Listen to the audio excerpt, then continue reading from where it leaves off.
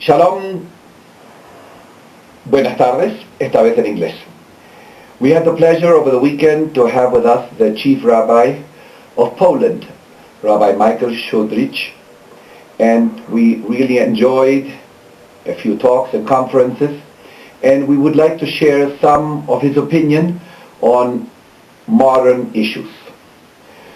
Rabbi Michael, from your experience in Poland, this bringing back, which you mentioned, of so many thousands of Jews that did not know their identity because of war and communism, how do you view it? How positive it is, how imperative it is to look for them and to get them back? It is, for me, it's the main reason why I'm in Poland. We cannot change the basic horrible facts of World War II.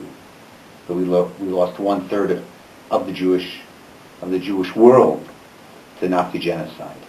What we can change are those people, those Jews who got left behind after the war, those whose parents and grandparents opted out of Jewish identity due to fear of what happened during the war, fear what happened during the communists. And if you can imagine that we have a mitzvah from the Torah, Hashavat Avedah, of returning a lost object. If somebody loses a wallet or a pen, there's a special obligation to bring it back to its owner. Imagine how much more of a mitzvah it is, how much more of an obligation it is, that if we have a lost Jewish soul, to bring that soul back to the Jewish people. How do you view, how do you compare, or how do you feel it's different, the descendants of the Bnei Anusim? We're talking about people that were converted forcibly around 400-500 years ago, and they say that most of the Spanish families have Jewish blood.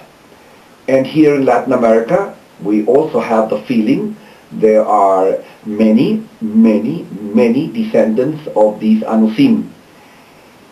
How do you compare it with your Polish situation, and how do you feel it's different, and do you think that we have the obligation also to look for them as you are looking for the descendants of your people? Okay. Actually, I think that it's quite similar.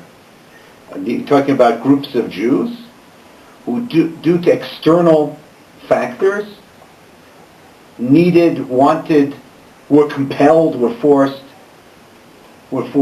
to leave their open Jewish identity, and in the case of Poland, even to deny this identity to their children and grandchildren. I see a great parallel. Obviously, there are some differences, but the major difference being purely chronological, that we lost these Jews in Poland 60 years ago. The Jews in Spain and here in South America have been lost 500 years, which complicates it much more in verifying who really has Jewish roots, doesn't have Jewish roots. But to me, absolutely, the same obligation to bring back lost Jews of Poland apply also to the descendants of the Anusim.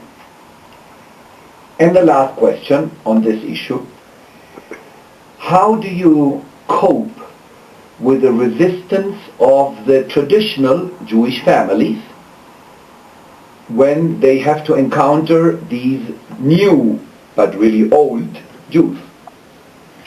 I would say in Poland it is easier, first because it's only 60 years ago. We're talking about a grandmother, a great-grandmother who still observed Judaism. It isn't hundreds of years later. But still there is at times resistance, confusion, and so what I try to do is to have them come into the community slowly. That they start coming to the synagogue on Shabbat and Chagim, and slowly people get to know one another. And then what I found is a lot of the barriers that may have existed previously are broken down once it's person to person.